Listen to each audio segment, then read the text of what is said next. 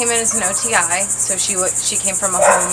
We know that she was with, her family, and now she's at the shelter, so she's really nervous. She's been kind of shy back there, so you kind of have to work with ones that come in when they're really scared. If you get into the cage with them, given that you feel comfortable that they're not going to bite or anything, you kind of got to talk slow with them and quiet and pet them and make sure that they know that they're okay.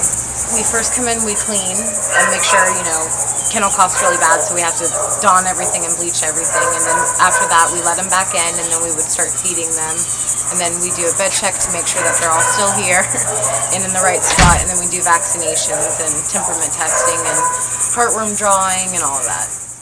However they come to us, they're put in our quarantine building initially, whether they're brought in by animal control or they're found by a stranger on the street, or whether an owner turns them in. We keep them initially in our A building or quarantine building for a variety of reasons. It gives an opportunity for whoever may have lost that dog to come forward for them. It gives an owner who's turning that dog in at least 24 hours to change their mind if they wish to do that. And then once it gets past that stage, they go through the temperament testing and exam that our certified vet techs do and do so well before they're put up for adoption.